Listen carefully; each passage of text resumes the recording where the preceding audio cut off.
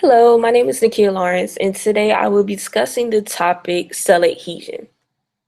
So, to start off, cell adhesion is very important when assembling cells into tissues. However, cells simply do not just stick together by themselves to form these tissues, but they use some type of adhesion in a distinctive pattern in order to form tissues. So first I'm going to start off by talking about two different types of tissues in the animals. These two tissues are epithelial tissues and connective tissues. So starting off with epithelial tissues, they consist of two regions of the cell. There's a apical region, which is at the top of the cell, and this region comes in contact mostly with the outside environment, which you can see because it is at the top. Second, we have the basolateral region, which is right underneath the apical region, and it is a surface that meets the basement membrane, which is part of the basal laminate. So next, moving on to the corrective tissue. This is the structure of the tissue loosely organized compared to the epithelial tissue that has cells that are embedded in the extracellular membrane. So moving on to cell-to-cell junction.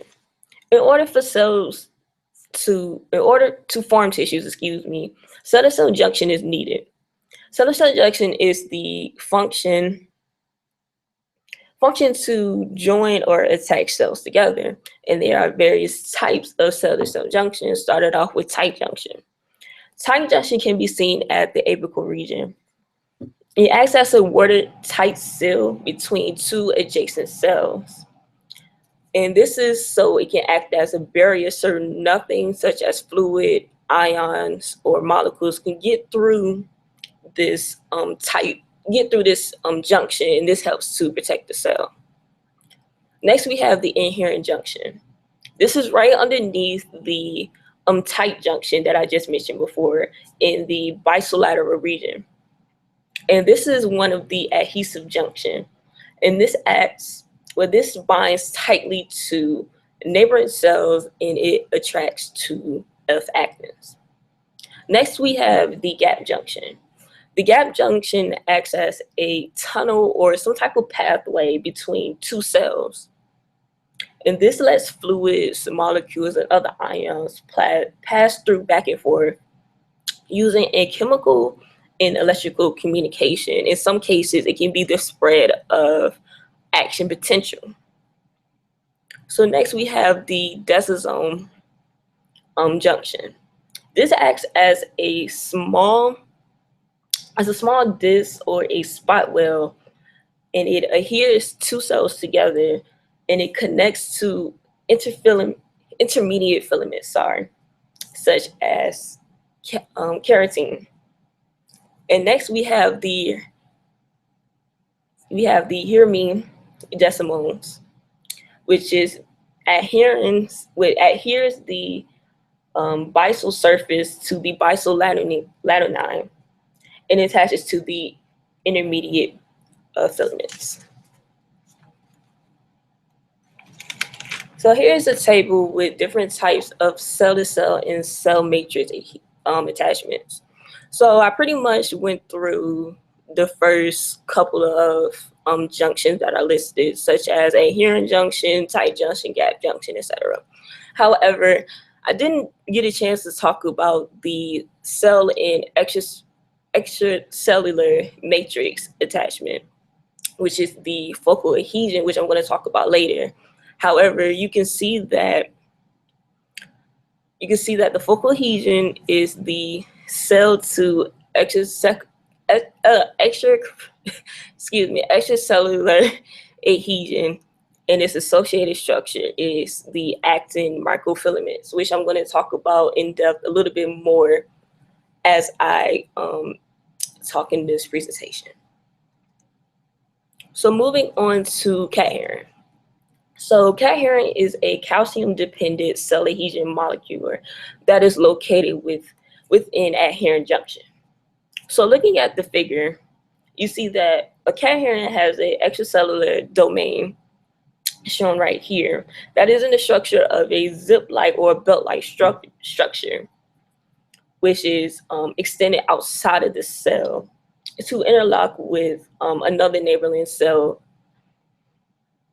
You see that the beta cation actually binds to the tail of the adherent, and then you have the alpha cation that binds to the beta catein protein, and together both of these catein actually both link adherent in the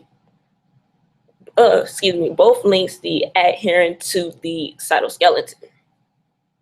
Now we have the P120 catenin, which is an adherent junction that binds the tail that binds to the tail of the cadherin to the plasma membrane, and it also mediates cadherin stability and reactivity. So now we're going to move on to the effects of cadherin on cell adhesion. Here, it was an experiment done using culture L cells, which are fibroblast cells. These cells do not attach to one another. However, when E and P cadherin cells were added to these L cells, they began producing cadherins,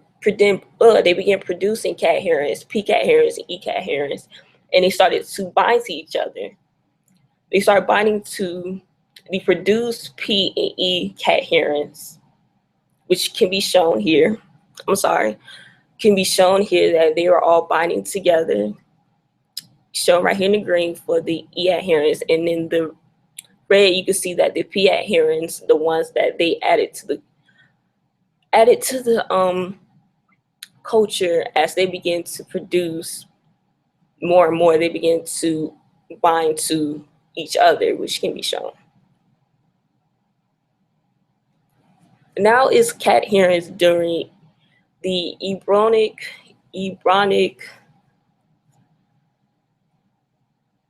Now we have cadherins doing the. Now we have cadherins doing the embryonic development. I'm sorry. So cadherins play an essential role in embryonic development. However, you can see here in the frog embryos, when messenger RNAs are depleted, EP adherents proteins cannot be made, resulting in these embryos actually losing their normal structure, which you can see here in B.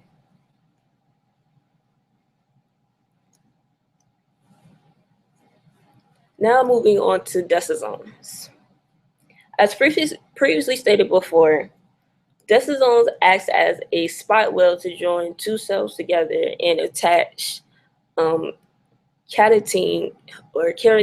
filaments. Typically, they are located in tissues that have constant stress and pressure, which can be the skin.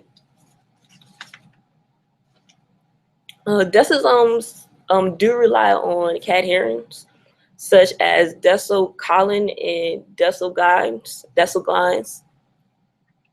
Shown in figure A or part A, it shows a electron micrograph of a desmosome joining two cells. However, a better imagery can be shown in part B. You can see at the top that there are two neighboring cells at the plasma membrane. Then the linker proteins binds to the cytosolic tail, then links them to the cytoskeleton. The protoglobulin, which is basically in the beta catenin protein family, binds to the desmocolin cadherin. Then the proteoglycan binds to the desmoplankton protein. Then you have the plankton, and you have the plankton filling, which is in the P120 catnip protein. It binds to the adherens in desmoplankton and can stabilize desmosomes. Now moving on to the types of extracellular matrix. The extracellular matrix is basically a collection of molecules that can hold the cells of tissues together. So there are three different types of extracellular matrix. One is the bone, as you can see here. The bone is a hard, rigid extracellular matrix with many scattered cells. Next, you have the cartilage. The cartilage is way more flexible than the bone extracellular matrix, and it contains a lot more glycans. Next, you have the connective tissue, which is underneath the skin and has a gelatin-like extracellular matrix that contains scattered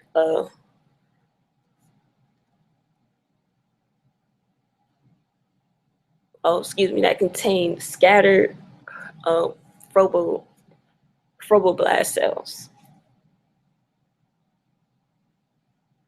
Now moving on to the structure of integrins. Fibronectins and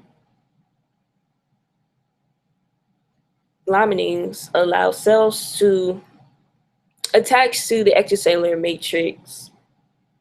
However, the fibronectins serve as a bridge that joins cells to the extracellular matrix. They also can bind to animal cells by specific receptors such as transmembrane proteins called integrins.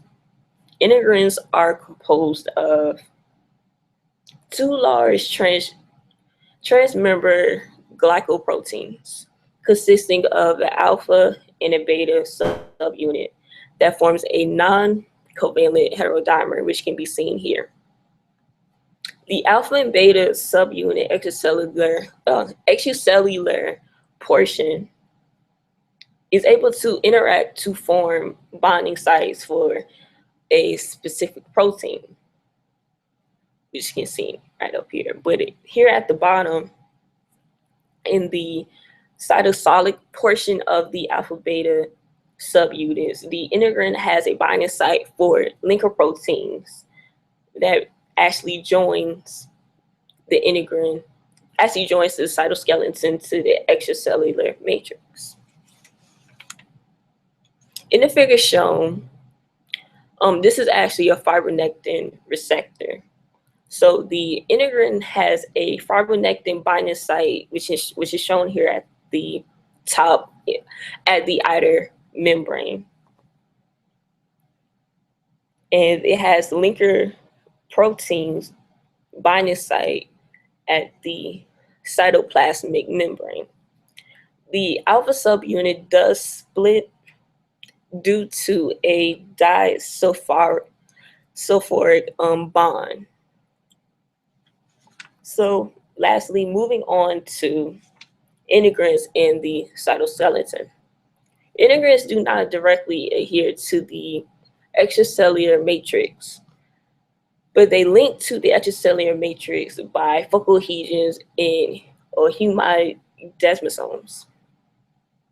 Shown in part A, you've seen that focal adhesions consist of a cluster of integrins that form a linkage between F-actin bundles to extracellular matrix.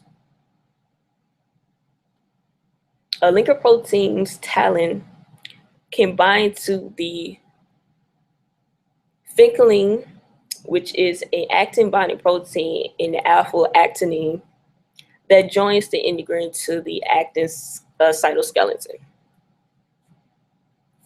which can be shown here in part B, is actually a human breast cancer cell. And in the red, there is a staining of the actin microfilaments. And in the blue is actually the vincalin. And it shows that as you look at it, you can see that the F actin ends at the uh, focal adhesion. So moving on to part C, which is the hemidysosome. These are epithelial cells that attach to laminae in the bisolaminae. Integrins attached to the intermediate filaments such as catein. Glycoproteins form plates that connects cluster integrins to cytoskeleton. And the planking actually attaches to the keratin filaments to the integrin.